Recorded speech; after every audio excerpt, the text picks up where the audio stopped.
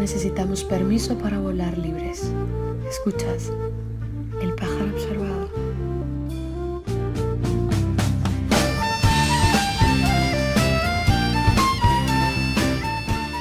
Bienvenidas a todas a un programa más de El pájaro observador. Os mandamos un saludo a toda la gente que nos escucháis desde aquí, desde Cantabria, pero desde luego que también de una manera muy especial saludamos a toda la gente que nos escucha desde el 88.5 del FM Granaíno o desde la página de Radio Almaina. En el programa de hoy tenemos como tema principal la vuelta a lo rural. Por ello hoy nuestra pajarilla va a planear sobre estas zonas despobladas para avistar aquellas propuestas de vida de aquellas que aún luchan por crear en donde se ha ido instalando el olvido. Éxodo rural, la ciudad, revolución industrial. Desde el siglo XX el concepto y la realidad de lo rural han ido cambiando, desapareciendo o reconceptualizándose hasta el punto en el que algunas voces desde la sociología afirman que lo rural ha dejado de existir, o por lo menos como contrapunto de lo urbano.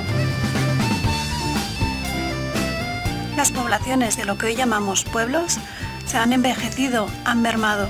Sus economías no entienden de las lógicas del capital y quedan fuera de estas, a la vez que se ven obligadas a competir con ellas. Los fueros, los concejos, las juntas han dejado de existir y de ejercer como coordinadoras sociales. La España rural desaparece, pero esta tendencia se ve quebrantada por algunas dinámicas, por ciertos grupos, por ciertas personas que quieren recuperar o tejer nuevas vidas en lo rural.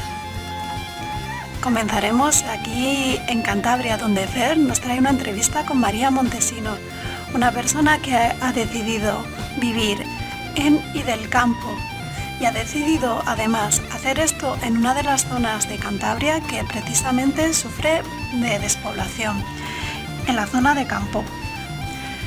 Según el Padrón Municipal de Habitantes de 2018, la zona de Campo, aquí en Cantabria, es la que más porcentaje de población ha perdido.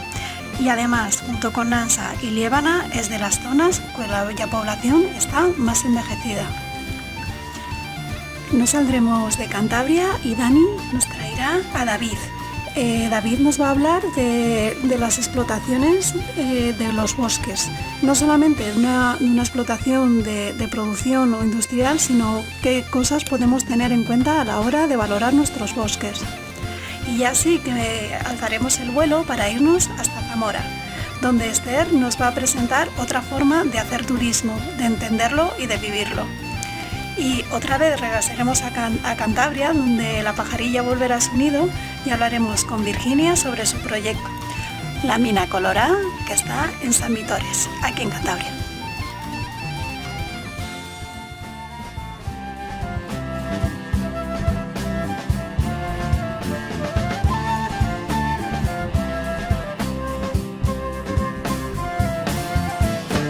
Cuenta la abuela del pueblo que hay un grito en la montaña, baja de noche hasta el valle y hasta el alba no se calla.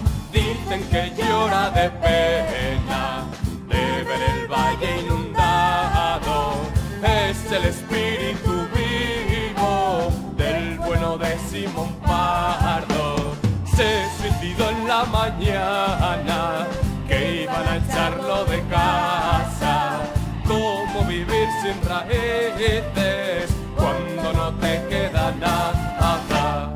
Dicen que aún pide justicia por semejante barbarie. En donde hubo 3000 almas, ahora ya ni corre el aire.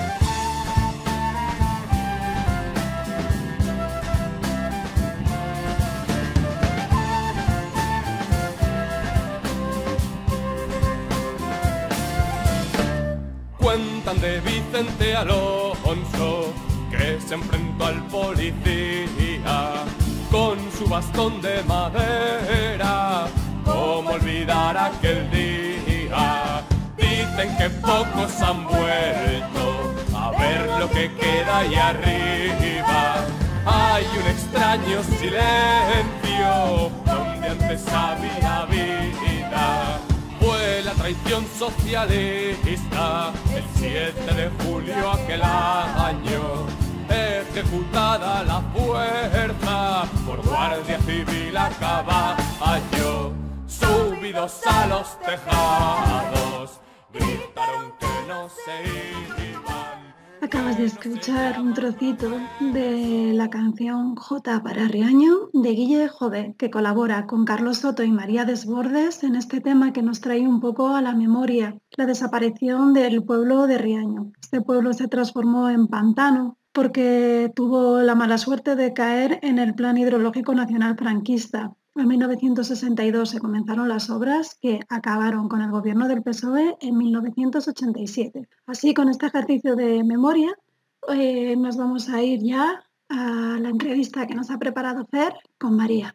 Hoy tenemos el placer de entrevistar para el Pájaro Observador a María Montesino, ganadera en La Lejuca, presidenta de la cooperativa Siete Valles de Montaña y miembro de la colectiva La Ortiga. Como podéis ver, es una persona muy interesante a la que queríamos llamar en varias ocasiones, pero para este programa pensamos que era un buen momento. Radicada en Campoo, una de las zonas de Cantabria con mayores problemas de despoblamiento rural, seguro que puede orientarnos y darnos algunas claves sobre este tema. Vamos a llamar. Sí. ¿María? Sí. Hola, ¿quieres Fernando? Sí, soy yo. Ah, hola. ¿Qué tal? ¿Tú primero, qué tal todo? ¿Bien? Bien, espera, voy a subir un poquito el volumen. Ah, sí. ¿Me oyes bien, no? Sí, perfecto. Vale. Pues antes de llamarte te hemos presentado a nuestra audiencia. En cualquier caso, nos queda la curiosidad de saber sobre ti. ¿Qué te llevó a sentarte en la zona de Cantabria donde estás y ser ganadera? Si la profesión te viene de familia o fue iniciativa propia. Bueno, yo nací en Torrelavega hace 30 años, luego he estado viviendo siempre en Santander hasta los 18, estudié en Bilbao Sociología y me vine a Campoo en el año 2005, digamos, de forma permanente. Hace 15 años de forma continuada, pero mi vinculación con el Valle de Campoo es mucho más temprana. Hace 30 años que tenemos una casa en el pueblo de Fresno del Río, muy cerquita de Reynosa. Mi abuela era campurriana, bueno, en fin, yo tengo un vínculo con este valle que se anticipa mucho más, o sea, que viene de mucho más atrás, digámoslo así, que desde los últimos 15 años, ¿no? ¿Por qué me vine aquí desde Bilbao? Pues mira, me vine, además del Departamento de Sociología de la Universidad de Bilbao, con la beca, con la tesis doctoral, etcétera, pues porque no me gustaba mucho el tipo de vida que llevaba allí. Disfruté mucho de los años, de la carrera, de aprender un montón de cosas, pero preferí en un momento dado dar un giro a mi vida y comenzar otro proyecto aquí, en el pueblo. Ajá. Y cuando llegaste, bueno, ya llevabas tiempo allí, pero ¿qué viste? No sé, de alguna manera yo os veo a las personas que vivís en medio rural y que tenéis que sois más jóvenes, os veo como testigo de un fuego que vive a través de las personas, ¿no? Un fuego que implica modos de hacer, hablar y vivir que se pierden en el momento en que dejan de tener uso. Cuéntanos, en el tiempo que llevas asentada allí, ¿has visto alguna evolución? ¿Hay más o menos gente viviendo en los valles en los que estás? ¿A qué crees que se debe? Bueno, yo creo, muchas veces asociamos lo rural, digamos, el medio rural, solamente a la actividad agraria, ¿no? Que a mí me pasa en muchísimas ocasiones. Creo que, yo con 38 años no he sido testigo pues de lo que pudo ser, por ejemplo, de lo que pudieron ser mis padres, de la desarticulación del campo en los años 50-60. Me refiero a cuando se empieza a llegar la industria, la gente se va de los pueblos a la ciudad, un poquitín ese éxodo rural del que se habla, ¿no? Sí que es verdad que ahora mismo, más que en lo rural, en lo agrario, sí que noto que cada vez menos gente quiere trabajar, o sea, porque vivir en el campo es una cosa, pero vivir del campo es cada vez más complicado. En este sentido sí que veo que las nuevas generaciones, pues quizás no todo el mundo vaya a tomar el relevo de seguir viviendo del campo, ¿no? A través de la ganadería, de la agricultura, de la producción de alimentos, al fin y al cabo. Yo ahí sí que lo veo pues más complicado. Sí que es verdad que creo que lo más importante es el modelo, es decir, la gente se queda o no se queda porque hay modelos que se facilitan, modelos de vida me refiero ahora, ¿no? O sea, Sí. y muchas veces hay modelos que no se impulsan y hay otros que se favorecen. Entonces, al final, es una decisión que es muchísimo más compleja de lo que una persona pueda o no querer hacer. Hay gente que se quiere quedar y no puede quedarse. O que quiere venir y no es tan fácil venir teniendo una forma de vida también económicamente viable, ¿no? Porque hay que vivir, al fin y al cabo. Claro. Porque es que, de hecho, según los datos que manejamos un poco en el programa, algunos de los valles más afectados en Cantabria por la despoblación son los del sur, precisamente donde estás. A efectos prácticos, ¿qué implica vivir en un pueblo que sufre de este despoblamiento? O sea, ya no lo digo solo de cara a lo que puedas o no puedas hacer como forma de vida, de trabajo, sino también qué implica a nivel de servicios, a nivel de infraestructura básica. Sí, bueno, nosotros estamos en el Valle Campo, en mi caso en concreto, yo vivo en un pueblecito que está a 1,5 kilómetros de Reynosa. Reynosa ya es una población un poquito más grande, pues que ya tiene, que ya te facilita muchos servicios. Pero, por ejemplo, también es sur de Cantabria, Valderredible, que está mucho más despoblado que aquí, o los pueblos de más cercanos de Alto Campo, ¿no? Más cercanos o sea, más lejanos a Reynosa, perdona. Vivir al final en pueblos pequeños, pues tienes menos servicios. Luego hay dependencias que no quisieras tener, pero tienes. Por ejemplo, tener varios coches por familia, que en una ciudad más grande puedes, digamos, disponer de un transporte público. Sin embargo, en los pueblos, pues al final necesitas coche para ir a hacer las compras, para ir al médico, etcétera. También veo muchísimas ventajas, o sea, veo muchísimas ventajas. Por ejemplo, ser menos habitantes por kilómetro cuadrado me parece una maravilla, pero de nuevo depende también del modelo que tengas en la cabeza de vida digna, ¿no? O de vivir bien. Quiero decir, para mí, por ejemplo, que haya poca gente no es un problema. Incluso ahora mismo, pues también se han hecho un montón se ha facilitado mucho las conexiones también en los pueblos, ¿no? En este sentido, yo qué sé, pues tener, por ejemplo, internet para personas que también necesitamos conectarnos y personas que entendemos que la vida deseable no es la vida digitalizada al 100%, que yo siempre digo lo mismo. No podemos depender solamente de tener internet, ni todo el trabajo en el pueblo tiene que ser teletrabajo, ¿no? Claro. Pero viviendo del campo y queriendo vender una producción de alimentos, sí es necesario tener conexión, ¿no? A través de conectar con el mundo para poder vender esos alimentos. Quiero decir, todas estas cosas al final también pues han avanzado bastante, ¿no? Entonces, luego también están los fondos europeos de ayudas LEADER, ¿no? Que también pues los ayuntamientos locales también procuran emplearlas en este tipo de mejoras, ¿no? Dentro de lo posible. O sea, quiero decir que a veces es más el modelo que tiene la gente en la cabeza de éxito, de vida digna, que la falta de servicios. Luego, en concreto en Cantabria, yo creo que además también las distancias son muy cortas para todo, ¿no? Pero sí que es verdad, vamos, no te voy a negar que, por ejemplo, el tema de la sanidad, de la educación, evidentemente, pues aquí este año pasado estuvimos también luchando, pues por ejemplo, por que no desaparecieran los pediatras de Reynosa, ¿no? Que al final es una comarca que tiene, pues lógicamente da servicio a muchísimas familias con niños pequeños, como es mi caso, ¿no? Y cambiando de pregunta, emocionalmente, ¿qué implica? O sea, y esto te pongo un ejemplo, pero yo siempre me imagino una situación, bueno, parecida, una situación exagerada, pero es una situación que describen en un libro que se llama Lluvia Amarilla, en el que se describe la vida del último habitante de un pueblo ficticio del Pirineo aragonés. Digamos que describe la angustia de ser el último testigo de un modo de vida, de un lenguaje y una identidad. En cualquier caso, aunque tal vez sea una visión demasiado derrotista, desde vuestros colectivos y vuestras iniciativas, ¿qué ideas proponéis? ¿Cómo mantenéis vivos y transformáis los modos de vida de aquellos valles a los que pertenecéis?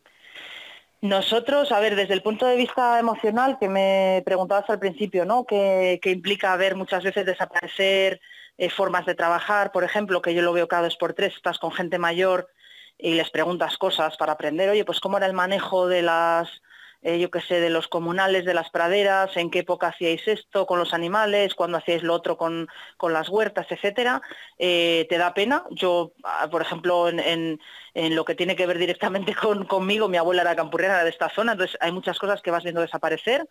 desde, pues no sé, las antiguas horneras en las casas, por ejemplo, donde se cocía pan, a formas de relacionarse, ¿no? Aquí yo siempre defiendo, soy una grandísima defensora de los comunales, de los pastos comunales, por ejemplo, ¿no? Gestionados a través de concejos y juntas vecinales, y al final son maneras de hacer que queda como su reflejo, ¿no? Como si quedase todo en algo administrativo, burocrático, que no tuviera que ver con una manera de vivir en común con el resto de personas, ¿no? que estamos en los pueblos. Entonces, ahí sí que es verdad que con cierta pena, ¿no?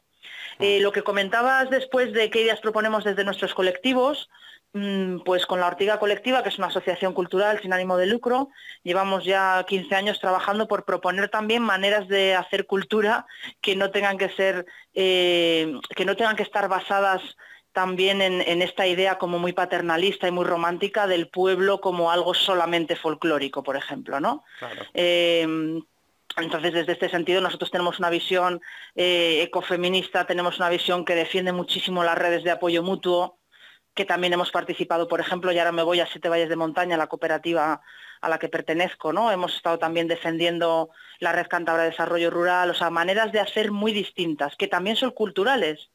Trabajamos mucho el ámbito de la alimentación, de la ecología, de los feminismos, de las letras. Tenemos talleres itinerantes también, intentando adaptarnos un poco pues al entorno, pueblos pequeños, intentar descentralizar la cultura, que no todo se haga en Santander, que no todo se haga en las ciudades, sino que los pueblos pequeños también puedan tener ofertas diversas, ¿no? Y un poco por ahí. Y también entendiendo al fin y al cabo que la cultura es lo que estamos haciendo entre todos y todas, ¿no? No tiene que ser, no es algo fijo, no es algo estático, no es algo que ya nos venga dado, sino que al final es lo que hacemos todos y todas y la manera que tenemos de relacionarnos entre nosotros. Efectivamente. Muy buen apunte ese último, además, de la cultura como algo vivo. Y Sí, como algo, sí. de hecho, la cultura rural, si se puede hablar de una cultura rural, también es algo vivo y como tal se va transformando. Sí, Así que, totalmente. bueno, pues ya por último, que te queríamos preguntar qué le dirías a alguien que quisiera animarse a ir a una zona con una problemática parecida, ¿no? De un despoblamiento, demás, y tienes algún consejo de veterana que pueda servir para quien quiera comenzar algo en un sitio así. Algo, bueno, ligado al territorio o no necesariamente. Sí, bueno, yo fíjate, Fernando, yo la primera vez que vine aquí, nosotros montamos un restaurante, mis padres y yo, ese nosotros somos mis padres y yo, estuvimos durante 10 años pues dando de comer a la gente, ahora tengo una ganadería porque mi pareja ya tenía vacas y yo me incorporo a ese proyecto y generamos otra historia, otro proyecto diferente. Yo creo que alguien que tenga que venir, sobre todo desde la ciudad, que entiendo que es como me estás haciendo la pregunta, ¿no? Sí, Como vine yo desde la ciudad al campo, yo creo que siempre hay que venir sin prejuicios y sobre todo entendiendo que el campo que nos vamos a encontrar en Cantabria es un campo que no tiene tantas diferencias con la ciudad. Es decir, no es lo agrario, es el medio rural. Yo tengo un montón de vecinos que son funcionarios, que trabajan en oficinas, que trabajan en las fábricas, que van a comprar a los grandes supermercados y las grandes superficies, que compran también por Amazon. Es decir, yo creo que la base, el clic, es el modelo. ¿Cómo quieres vivir en el campo? ¿Cómo quieres vivir en el medio rural? Yo creo que ahí es donde el medio rural ofrece infinitas posibilidades que en la ciudad se han ido perdiendo. Bueno, ahora mismo el COVID ha sido una demostración clara también de cómo las personas que estamos en el medio rural hemos sido, entre comillas, privilegiadas, ¿no? Por nuestra propia manera, es decir, por nuestro entorno, si lo quiere decir de alguna manera, vivir en casas con jardín, tener campo, tener árboles, tener esa distancia social que para nosotros es habitual, ¿no? Al ser pocos, y muchas veces, yo a veces veo gente, ¿no?, que dice, pues me encantaría el campo y tal, y lo ven como una especie de idea romántica, ahora está como muy de moda, ¿no? Esto es lo puro, lo bonito, lo maravilloso, y bueno, aquí hay conflicto como en todas partes, hay problemas como en todas partes, y sobre todo los modelos de vida ya nada tienen que ver con el modelo campesino de antes de los años 50, ¿no? O sea, que se desarticula en Cantabria en esa época. Entonces se van a encontrar un campo que es mucho más parecido a la ciudad de lo que se puedan imaginar. Pues con esto prácticamente cerramos. Si quieres añadir alguna cosa más que haya quedado ahí en el tintero y que quieras comentar. Pues sí que me gustaría añadir una cosa. Bueno, en primer lugar, agradecerte que me hayas llamado para participar en tu programa, que estoy encantada de hacerlo. Y sí que me gustaría comentar un poco para poner el punto final, ¿no?, de sobre lo que estábamos hablando en cuanto a la despoblación y demás. Creo que es hora de reivindicar y mucho a los productores locales. Y ya no hablo solamente de ganaderos, compañeros y compañeras que están cultivando huertas, que están haciendo miel, que están haciendo quesos, que están haciendo yogures, etcétera. Creo que es muy importante apoyar a personas, muchas de ellas jóvenes, personas que venimos a tener familia también a los pueblos y a producir alimentos. Creo que es fundamental ahora mismo apoyar todos estos proyectos locales que estamos trabajando además con criterios agroecológicos y defendiendo el kilómetro cero, porque tienen mucho que ver con el mundo que queremos vivir el día de mañana, ¿no? Con un mundo más respetuoso con el medio ambiente, con los animales, con los entornos. Creo que es fundamental empezar por casa. Y en este sentido, siempre hay que recordárselo a los políticos, a las administraciones y también a los consumidores, ¿no?, que tenemos que apoyar estas redes también de apoyo y de cercanía, ¿no? No se nos puede dejar morir, entre comillas, ¿no?, a los pequeños productores. Yo creo que ahí hay un trabajo por hacer muy importante en Cantabria. Perfecto, pues muchas gracias por dedicarnos este tiempo y las reflexiones que has planteado, son todas muy interesantes y nada, te deseamos suerte con los proyectos que tienes entre manos y hasta otra. Muy bien, Fernando, muchísimas gracias. Un saludo, gracias. Hasta luego. La siguiente entrevista corre a cargo de Dani y se la va a hacer a David, que es un compañero ambientólogo e ingeniero forestal de aquí, de la Tierruca, pero que nos va a hablar desde la República Checa. Os dejamos con la entrevista. Bueno, pues tenemos al otro lado de nuestro sofisticado sistema de vasos e hilos a nuestro compañero David, que ya estuvo aquí en una entrevista de Cántabros por el Mundo. ¿Qué tal, David? Hola, ¿qué tal? Buenas tardes. Encantado de estar aquí de nuevo. Bienvenido al nido. Y nada, bueno, hoy te habíamos llamado para preguntarte un poco cuál crees que son un poco las soluciones para conseguir desarrollar un equilibrio entre el campo y la ciudad. ¿Ves posible que la gente vuelva a vivir no solo del campo, sino de actividades laborales ligadas al territorio? Y bueno, igual un poco en concreto en el caso de Cantabria. Sí, a ver, las ideas están claras y la situación de Cantabria en particular aún más clara. Tenemos unos recursos muy importantes y está claro que no estamos aprovechándolos como podríamos. Entonces, en mi caso particular, las ideas que yo quiero plantear con vosotros y compartir es que especialmente en el sector de los bosques y de la madera hay todavía unos grandes recursos que podrían ayudar a mucha gente a volver a las zonas rurales o a volver a asentarse o asentarse por primera vez y revertir ese flujo de gente concentrada simplemente en las ciudades y alejada de toda la naturaleza. Bueno, pues entrando un poco en este tema de la madera como una vía para fijar población en el medio rural, ¿qué nos podrías comentar? Ante todo, lo principal sería poner un poco en contexto la situación de Cantabria y que cuando hablamos del sector de la madera, a mí me gustaría englobarlo algo más así como en el sector de los bosques y de las plantaciones. Porque no solo es el recurso de la madera lo que podemos obtener a partir de los bosques, podemos obtener otra multitud de productos o de servicios también que serían compatibles con el hecho de fijar población y de ayudar a revertir y aumentar ese vaciado de España. Por poner un poco en contexto las cosas, sobre todo a nivel de magnitudes y de superficies, me gustaría, lo primero, Cantabria tiene más de 5.000 kilómetros cuadrados. Eso significa que es algo así como el 1% del territorio español. Pero a su vez tenemos el 1,38 de la superficie forestal española. Es decir, tenemos mucha más proporción de bosques que algunas comunidades. A su vez, poniendo en contexto todo, la superficie forestal de España es aproximadamente del 50%, mientras que en España es del 68%. Así como luego hay que diferenciar entre superficie forestal y superficie arbolada. De este 68% que hablamos de Cantabria, el 40%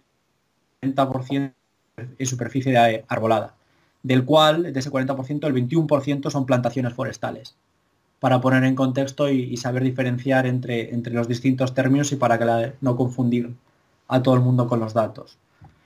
De ese 21% de plantaciones, el 93% es de eucalipto y el 6% es de pino. Eso quedaría un 1% de una miscelánea de cosas, pero para que veamos también las proporciones y la comparativa entre eucalipto y pino, pues ahora mismo no tiene color. Eso hace básicamente aproximadamente una producción de 600.000 metros cúbicos por año de madera. Dependiendo de las fuentes varían un poco los datos, pero más o menos las magnitudes serían estas. Todo esto hace un balance de alrededor de unas 1.100 empresas relacionadas con la industria maderera, en el cual habría empleadas unas 7.000 personas, de las cuales 2.000 son empleos directos. Y se calcula que el beneficio económico que aporta todo este tipo de sector a Cantabria es de unos 12 millones de euros. Todo esto en contexto, pues como vemos hay un gran volumen de negocio, y ahora vienen los datos que a mi parecer son aún más interesantes. Según la Asociación de Cantabria de Empresarios de la Madera y el Mueble, Cantabria consume 1 millón de metros cúbicos de madera, de los cuales la región solo es capaz de producir 400.000. Es decir, somos deficitarios en madera. Es decir, podríamos producir madera directamente para consumo local. Por otro lado, tenemos un déficit también de trabajadores de la madera en el sector de la madera en Cantabria. Aproximadamente un 40% de los trabajadores que hay en el sector vienen de fuera de Cantabria, tanto de España como de otros países. Y eso ocurre básicamente por varios motivos. Los principales es, no hay ningún tipo de cultura forestal en Cantabria, a pesar de la cantidad de bosques y de áreas verdes que tenemos. Y luego no hay ningún tipo de formación reglada relacionada con el sector de la madera. Esto es parcialmente, según si lo decimos así y no lo concretamos, mucha gente me va a decir que sí, que tenemos algún tipo de formación de grado medio superior relacionada. Pero no hay formaciones específicas para trabajar en el sector. Estamos hablando de motoserristas, estamos hablando de gente relacionada de primera mano con las empresas de la industria maderera. Dejando un poco el sector de la madera propiamente dicho, ahora mismo hay mucha gente haciendo actividades relacionadas con la madera, como por ejemplo podría ser la incentivación de la cría de abejas y la producción de miel, así como recursos relacionados con los bosques que no son propiamente madera, como sería por ejemplo las setas, en una proporción muy minoritaria que también está muy poco aprovechada en Cantabria. Y luego tenemos obviamente una de las grandes vertientes, que sería el tema de aprovechamientos relacionados con el turismo. Tenemos varias zonas de áreas recreativas que ya están proporcionadas por varios ayuntamientos, desde Sámano, en Viérnoles con el Monte Dobra, en Valdáliga, el Monte Corona, que ya habéis nombrado en otros programas, sí, el Monte Ijedo o el Monte Ucieda. Todos ellos tienen una vertiente relacionada con el turismo, que al fin de cuentas es un recurso más y que tiene su valor económico, así como la repercusión que tienen en sus respectivas comarcas, que a fin de cuentas es restaurantes, alojamientos turísticos y actividades deportivas. El ejemplo más claro, por ejemplo, sería el soplao, la carrera del soplao y todo el mundo que se ha montado alrededor de ello. Más cosas relacionadas con lo que estamos hablando. Es muy importante y lo he querido clarificar desde el principio, la diferenciación entre el bosque y las plantaciones forestales. No lo quiero hacer como una separación mala, pero sí quiero hacer separación en plan de los recursos que se obtienen de las plantaciones forestales, que básicamente es madera, pero como hemos dicho somos una región deficitaria en madera, y lo que supone.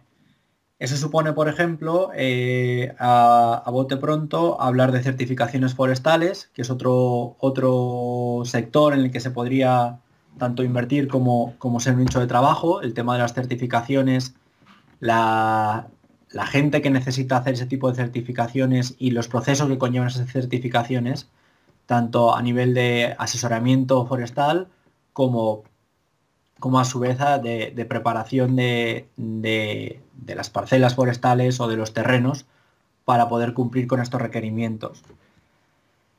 Y luego, por último, pues ya a nivel de instituciones, o relacionado más un poco con la política, obviamente falta un impulso, a pesar de que no toda la culpa es directamente de los gobiernos, y esto es básicamente relacionado con la distribución de la propiedad que existe actualmente en el monte en Cantabria. Para hacernos una idea, el 70% de los montes de utilidad pública en Cantabria son propiedad de las administraciones locales y de las juntas, es decir, no es directamente el gobierno regional. Y un dato bastante curioso que a mí siempre me gusta relacionar es de este 70% de los montes de Cantabria que lo gestionan las juntas vecinales, en él se produce el 86,5% de los incendios de Cantabria. Relacionar con esto con los incendios, a pesar de lo que estamos hablando es de fijar población, para mí es uno de los factores clave, dado también esa falta de especialización, esa falta de cultura forestal que hablábamos y de formación. Nos pasa lo mismo con el tema de los incendios. Tenemos muy poca gente especializada en la extinción de incendios, a pesar de que somos una de las regiones con una gran incidencia de incendios forestales. Todo esto relacionado pues provoca que alrededor de 9,5 millones de euros cada año tengamos de pérdida solo relacionado con el problema de los incendios. Eso básicamente es dinero que se está dejando de invertir en los bosques y que básicamente pues se podría dedicar a otro tipo de inversiones forestales. Podría hablar mucho de este tema largo y tendido, pero no es la idea del programa. Relacionado con inversiones, actualmente en Cantabria se ha aprobado hace menos de un año el plan de aprovechamientos forestales, que suena algo relativamente pequeño a algo bastante poco importante, pero para que hagáis una idea de las magnitudes de este tipo de programas que básicamente están olvidados y la gente ni se ha preocupado en ningún momento en informarse y ver la repercusión que podría tener simplemente para aprovecharlo, para un terreno de alguien que tenga en desuso o que simplemente sea una herencia olvidada. Este plan de aprovechamientos forestales afecta al 50% de la superficie forestal de la región, lo cual es una barbaridad. Afecta a la totalidad de los montes de utilidad pública, los 484 montes de utilidad pública, relacionado otra vez con las juntas vecinales y las administraciones locales, que es dinero que incide directamente en los pequeños pueblos y en asegurar una sostenibilidad y un futuro para ese tipo de pequeños de aldeas y pueblos que están básicamente rodeados de monte. Entonces, mirar hacia ese monte que tiene alrededor yo creo que será la solución para poder fijar población y que no sigan desapareciendo.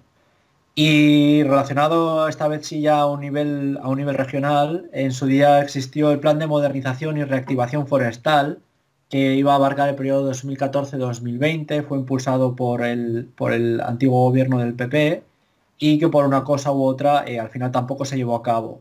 Es decir, ese plan específico que iba hacia un nicho muy importante para Cantabria se quedó en agua de borrajas y tampoco llegó a término.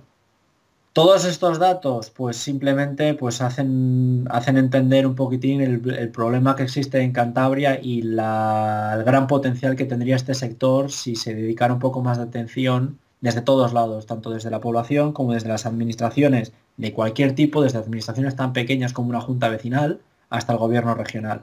Y todo eso en comparación repercutiría en unas condiciones de vida mucho mejores para todo el mundo.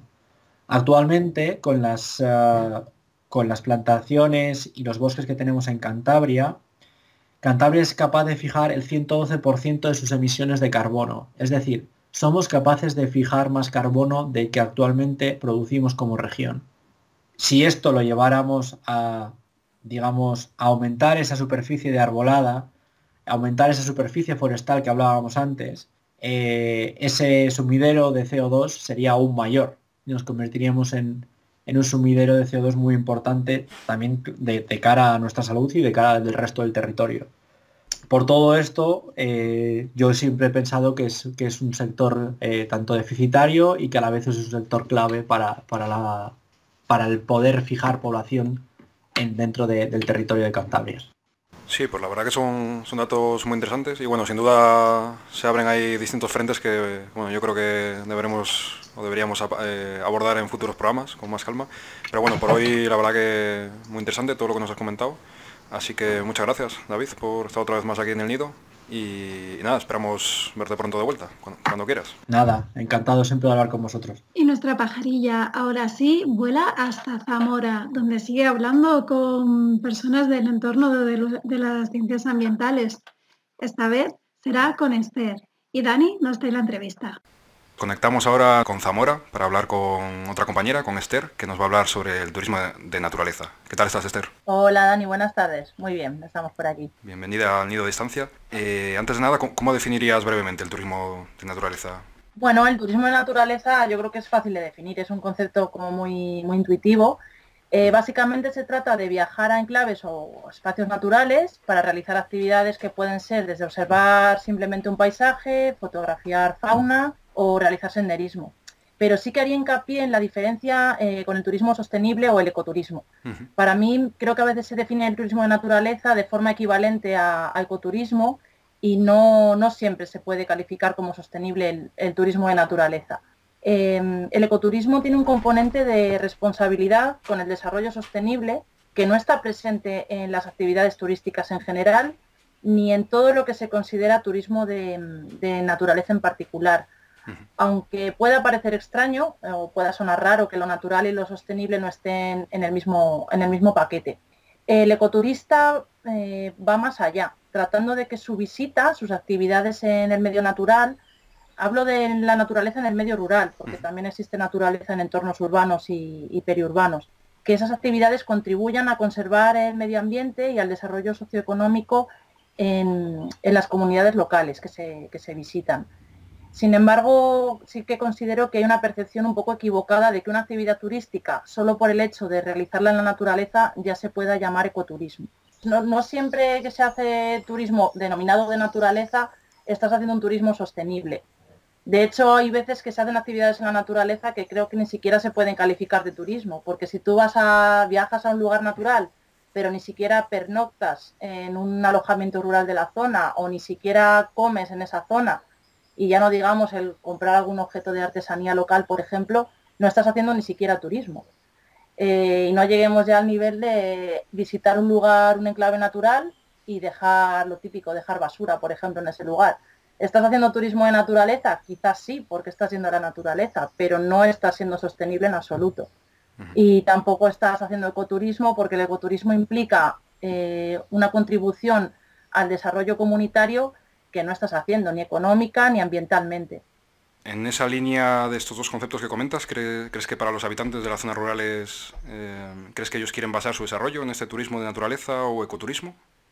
Bueno, en cuanto a estos habitantes, yo creo que cuando se viaja a las zonas rurales, a zonas que suelen sufrir despoblación, desempleo, en las que faltan ciertos servicios o no hay servicios públicos de calidad muchas veces, pues si les preguntamos qué os parece que gente de otros sitios os visite, vaya a estas zonas rurales, normalmente no van a decir que les parezca mal.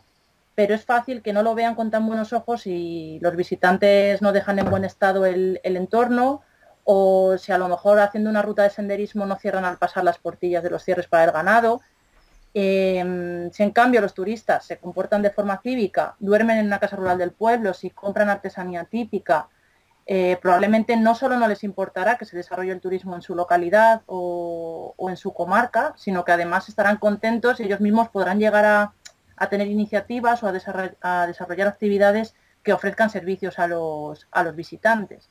Entonces, pienso que los habitantes de las zonas rurales suelen estar orgullosos del patrimonio natural y del patrimonio histórico-cultural, ya que al fin y al cabo son como guardianes un poquito de estos elementos, y que el turismo para disfrutar de esos recursos suele ser bienvenido para poder constituir un medio de vida para ellos. Pero bueno, como decimos, se tienen que dar unas ciertas condiciones de responsabilidad ambiental, social, por parte de todos los actores para que se pueda hablar de ecoturismo. Lo ideal sería que se preguntase y se tratase de hacer partícipes a los habitantes de ese medio rural de los proyectos de este tipo de turismo, que ellos mismos pudiesen ver los beneficios de que su desarrollo se base o al menos tenga como un componente importante las actividades ecoturísticas y en la naturaleza para contribuir a su desarrollo. Que de eso se trata el ecoturismo, de contribuir al desarrollo local de verdad, no de que el medio natural y el medio rural sean meros proporcionadores, digamos, de recursos naturales que se usan, se disfrutan, pero sobre los que se causa un impacto negativo al visitarlos y que tras ello ni siquiera se ve allí un beneficio económico, ya ni siquiera queda a veces el beneficio monetario. Y cuando hablas un poco de que afecte al medio rural y que haya un beneficio económico en el medio rural, ¿hasta qué punto llega a todas las zonas de una comarca rural, por ejemplo? Ya que a veces hay zonas que, pues pequeños grandes núcleos que tienen más servicios de alojamiento, restauración. Este turismo sostenible o ecoturismo, ¿crees que realmente consigue afectar positivamente a lo que podría ser una comarca o una región, o realmente queda focalizado en determinadas zonas, inevitablemente? Sí, a veces quizás se pueda correr ese riesgo que exista un polo de atracción turística en una determinada comarca y que otras zonas puedan permanecer deprimidas en términos poblacionales a lo mejor y de generación de empleo local, pero yo creo que sí que se puede llegar a revitalizar toda una comarca. Solo el hecho de que una localidad un poco más grande de una zona rural tenga el ecoturismo como un pilar importante en su desarrollo, creo que ya es positivo, partiendo de la base de que hay comarcas en las que incluso esa propia cabecera comarcal ya está sufriendo una sangría demográfica. Entonces, si desarrollamos el ecoturismo a partir de esa localidad principal, ya se está haciendo un beneficio a toda la comarca. Luego, por otra parte, sí que los gestores públicos yo creo que a nivel local tienen un papel muy, muy importante a la hora de planificar, de asignar recursos, cuando se diseñan iniciativas, por ejemplo, desde los grupos de acción local que afectan al sector turístico. Yo creo que se tiene que tener en cuenta también el promover que las personas que quieran trabajar en este sector pues quieran desarrollar su proyecto vital y empresarial en otras localidades y no solo en la cabecera o en la capital de la comarca. Claro que también es cosa de los propios empresarios, que tienen que apostar por esas otras localidades más pequeñas. Hay que tener en cuenta la necesidad de servicios y de infraestructuras que puedan existir o surgir, tanto para vivir estas personas como para trabajar. Entonces, si solo lo tenemos focalizado en la cabecera de la comarca, pues claro, al final se va a ir todo ahí, como bien apuntas. Pero sí que muchas veces estando solo el foco principal en la cabecera, también se puede llegar a revitalizar toda la comarca. Yo creo que sí que es posible. Y has mencionado un poco el papel de los empresarios, ¿no?, a la hora de hacer ciertas inversiones y tal. ¿Qué papel tiene la administración pública en modo de subvenciones, concesiones, etcétera? O por otro lado, ¿hasta qué punto la autogestión es una alternativa posible en cuanto al turismo sostenible, ecoturismo? Sí, pues eso, a mí me parece fundamental la implicación de las administraciones públicas. O sea, es que tienen en sus manos toda la ordenación del territorio, la planificación, los programas que puedan relacionarse con el turismo. Y claro que hay ayudas públicas que sí, bien diseñadas y asignadas de forma eficiente, pues siempre son útiles para animar a invertir a los empresarios. Pero yo creo que hay algo más allá de las ayudas directas. Creo que es esencial la implicación más directa de las administraciones, ya sea solo de forma pública o de forma público-privada. Por ejemplo, hay alojamientos rurales gestionados por ayuntamientos que emplean a gente de la zona. Pueden estar empleados para atender en la recepción, para limpiar, para cocinar. Para un emprendedor, además, hacer solo todo el trabajo puede ser difícil. El irse a una zona rural, el invertir en ella, montar la empresa, vivir allí. Pero si se genera algún tipo de ayuda, como facilitar el acceso a la vivienda en el medio rural, pues a lo mejor puedes también animar un poquito a la iniciativa privada. Y entonces ya sería una cosa un poco más público-privada. O sea, creo que el papel de la administración es importante a muchos niveles y no solo a nivel monetario, a nivel de dar una subvención o una ayuda de dinero. Los proyectos empresariales de turismo en el medio rural no son solamente hacerlos viables económicamente. Si queremos que el empresario se vaya a vivir allí, que tenga su familia allí y que dé empleo a gente que también viva en la zona, que al final es de lo que se trata, no de que solo vayan a trabajar allí, sino de que vivan allí, pues creo que hay otros apoyos que también se le pueden dar desde los ayuntamientos de estos municipios, que no son solamente ayudas económicas directas, que por otra parte muchas veces los ayuntamientos pequeños no tienen esa capacidad de aportar dinero, pero sí a lo mejor de abrir una casa que está en el pueblo o de mover la cosa de otra manera. Luego está también el tema de la estacionalidad, que es un tema que se suele hablar mucho, el problema de que en determinadas épocas, principalmente el verano, en función de la zona, ¿no? Haya una masificación, una llegada grande de turistas y otra época en la que prácticamente no haya gente. ¿Se puede hacer frente de alguna forma para que haya una integración a lo largo del año del turismo? A ver, a mí es verdad que desestacionalizar me parece muy difícil, al menos aquí en España, hablando en el contexto español, porque llevamos como muy dentro metido el concepto de las vacaciones de verano. Es cierto que a lo mejor en el medio rural, si nos paramos a pensar, pues no todo es verano. Tenemos, por ejemplo, los deportes de invierno, el esquí. Si lo metemos dentro del turismo de naturaleza y lo podemos hacer sostenible, pues también hay una estacionalidad en el invierno. Pero es verdad que sobre todo nos centramos en el verano. Y creo que eso es muy difícil de cambiar. Pero también pienso que yo es que soy muy positiva. Que si hacemos bien lo que sería el marketing turístico, si buscamos apoyo a lo mejor en profesionales como los biólogos o los profesionales del medio ambiente, que conocemos muy bien lo que hay en cada paisaje, en el monte, en los pueblos, en cada época del año, se puede llegar a ofertar otras cosas relacionadas con otras épocas del año. Y a lo mejor no consigues evitar la masificación en verano, pero sí llevar turistas o ecoturistas, que preferiría hablar de ecoturistas, en otras épocas a esas áreas rurales. Ya se conoce, por ejemplo, el turismo micológico en el otoño, pero es que esta época tiene algo como es la berrea, la época de celo del ciervo, que empieza a mover también bastantes turistas en el mes de octubre. Entonces, siempre buscando, si quieres buscar la belleza en los paisajes, el valor en otro tipo de cosas, que no son las típicas de ir al borde de un lago a tomar algo en el chiringuito, siempre puedes encontrar algo. Yo creo que la naturaleza y el medio rural ofrecen muchas cosas que también debemos de valorar y que pueden llegar a formar parte de una oferta ecoturística en otras épocas del año. Bueno, y ya por último, un poco vinculándolo, pues por ejemplo ahora que estabas comentando lo de la berrea, el turismo ligado a determinadas especies animales, como por ejemplo el lobo en Zamora, ¿no? Que es algo con lo que tú estás muy vinculada.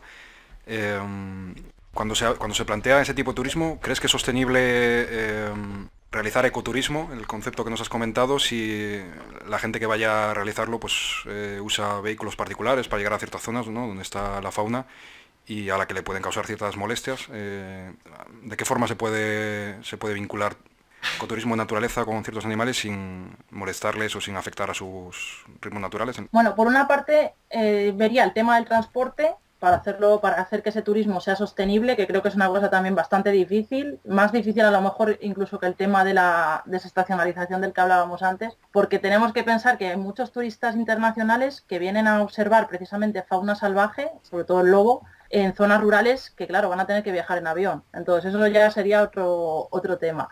Pero bueno, centrándonos a lo mejor pues eso, en turistas de España o de Castilla y León que vinieran, en el ejemplo que tenemos, a Zamora, al medio rural, a observar fauna salvaje. Es verdad que los medios de transporte vía terrestre no están muchas veces muy desarrollados para llegar a ciertas zonas. Entonces, me refiero a los transportes colectivos, venir en tren o venir en autobús. Vas a depender siempre al final de tener tu vehículo particular para llegar a esas zonas. Entonces, es verdad que muchos empresarios lo que hacen es a lo mejor recoger en sus vehículos a grupos de turistas en localidades principales y llevarlos a la zona de observación de fauna. O a las zonas en las que no solo se observa fauna, también hay mucho patrimonio etnográfico que se visita. No solamente se va a ver la fauna directamente, hay otras actividades ligadas a la fauna salvaje y entonces, pues bueno, ahí tendríamos una reducción del uso del coche particular. Se podría fomentar el uso de bicicletas. Tú llegas como turista a una localidad principal y allí o bien te has llevado tu bicicleta o ya hay lugares donde puedes alquilar bicis y ir con la bici a observar la fauna. Sería una manera de hacerlo también. Y luego el tema de ver a los animales ya es otro tema aparte. O sea, hay un código de buenas prácticas, un código ético y hay unas normas también a nivel medioambiental que tienes que seguir para poder ver fauna. Tú desde luego te puedes ir a intentar ver fauna por tu cuenta, pero siempre con un guía, además de que estás dejando un dinero también en la zona, una familia que trata de ganarse la vida allí haciendo turismo de naturaleza, esta persona te va a saber llevar a sitios lo suficientemente alejados como para no causar molestias a la fauna, te va a hacer seguir una serie de indicaciones que parecen a lo mejor muy básicas, pero que muchas veces el turista, sobre todo el turista más urbanita, no conoce que debe de seguir para tratar de observar fauna en libertad en este tipo de lugares. Vale, pues muchas gracias, Esther, por compartirnos toda esta información y estas reflexiones. Y nada, bueno, esperamos contar contigo en futuros vuelos. Muchas gracias. Hasta pronto. Hasta pronto. Y ya de vuelta a Cantabria, nos vamos a la mina Colorá para hablar con Virginia, que nos va a presentar su bosque mágico a disposición de cualquier proyecto sostenible. Conectamos ahora desde el nido con la mina Colorá en San Vitores para hablar con Virginia. ¿Qué tal estás, Virginia? Hola, bien, Daniel, ¿y tú? Pues muy bien, por aquí, por el nido. Y nada, un placer escucharte. Para quien no lo conozca, ¿qué es el proyecto de la mina Colorá? ¿Cómo y cuándo nace? Bueno, yo creo que lo primero tenemos que decir qué es la mina Colorá, o de dónde viene ese nombre, ¿no? Porque creo que es muy importante para situarnos. Es una antigua mina de hierro que está al sur de Peñacabarga, en el pueblecito de San Vitores, entre San Vitores y Pámanes, que como todas las minas de estas características fueron abandonadas después de la Guerra Civil y que en esta, sobre todo, bueno, pues la naturaleza ha recuperado las huellas creando un bosque magnífico, porque también producto de la mina tiene un lago de unos 5.000 metros cuadrados y luego 2 arroyos, con lo cual, bueno, pues es básicamente un gran bosque con una biodiversidad tremenda. Cuándo y cómo surge, luego yo creo que deberíamos de contar quiénes estamos aquí. Aquí vivimos Lola, que es una burrita que lleva conmigo 15 años, ¿no? Y que se encarga de cuidar una hectárea para que no nos coma el bosque. Rupert, que es mi perrín y que hace de anfitrión a los perros que cuidamos cuando los dueños tienen que irse por ahí y no pueden llevarles. Y yo, que cuido una hectárea. Nos quedarían otras 2, porque la finca tiene 4, y que se encarga de autogestionar el propio bosque, ¿no? Que yo creo que es el más inteligente y el más efectivo para ello.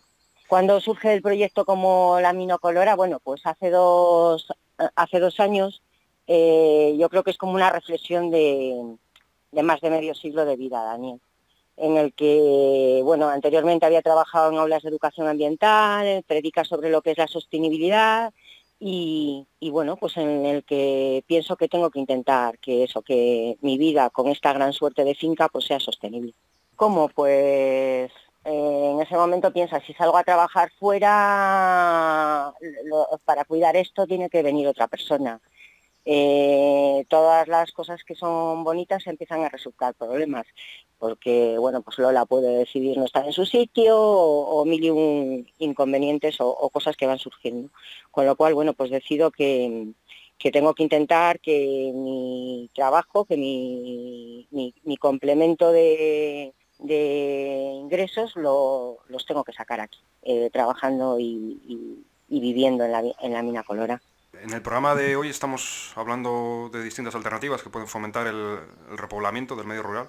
¿Cómo crees que proyectos como la mina Colorá y las actividades que realizáis contribuyen o pueden contribuir a este repoblamiento del medio rural?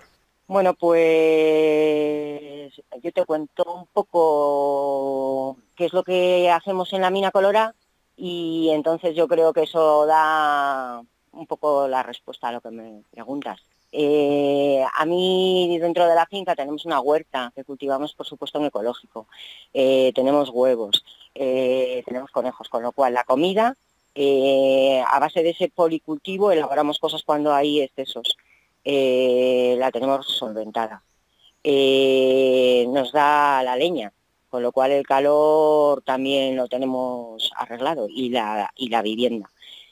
Con lo cual, compartiéndolo con otros proyectos sostenibles que ha habido de todo tipo, desde venir a celebrar un cumpleaños, a hacer conciertos, talleres de hierbas silvestres comestibles, o quizás el proyecto más bonito de este último año, que ha sido el aula de acompañamiento infantil durante el primer trimestre del curso, pues generan, yo creo que por un lado, que en esta tierra igual falta el ver que la ayuda, que la colaboración, pues hace que consigamos, no sé, grandes resultados.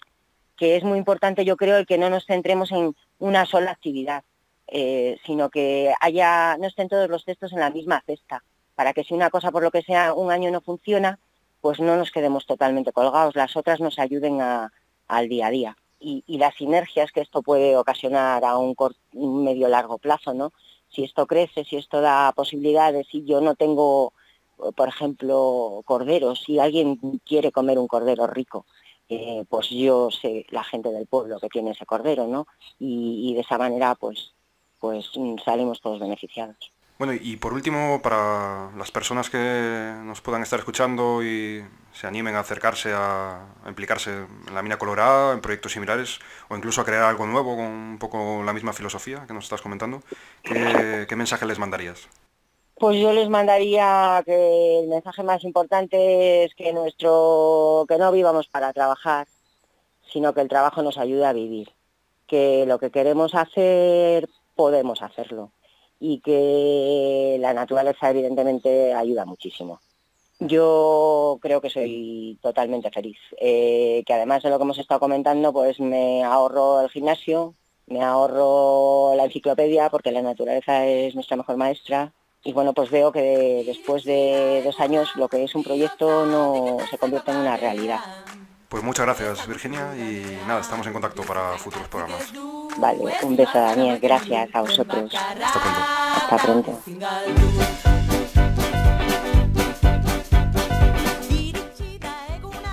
Hasta aquí las entrevistas que os hemos traído hoy y me apetece hacer un guiño final y especial a otras identidades diversas que deciden retomar el mundo de lo rural. Hoy hemos entrevistado algunas alternativas, pero no me quiero olvidar de otras como las agroqueers que visibilizan a los colectivos LGTBIQ y más en lo rural, u otras personas que deciden dar unos tintes antiespecistas ya que no quieren vivir de lo que entienden que es explotación animal.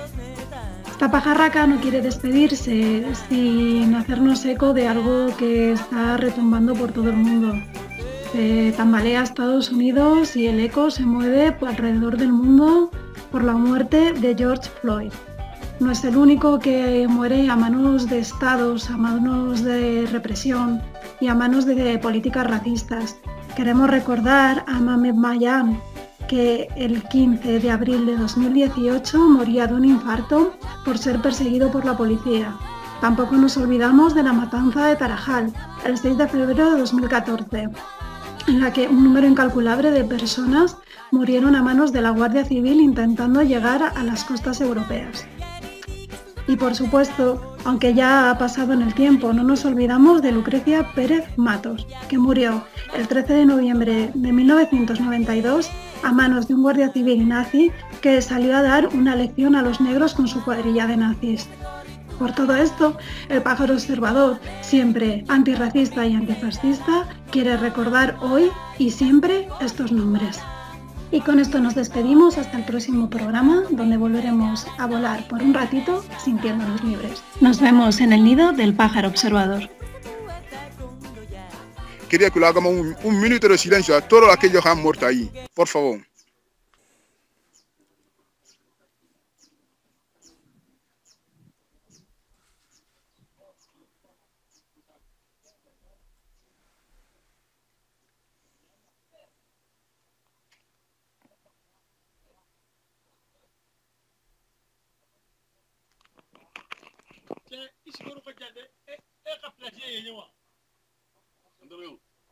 Cámara,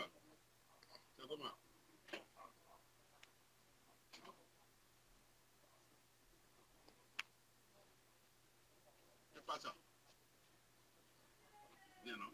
Ah, está claro.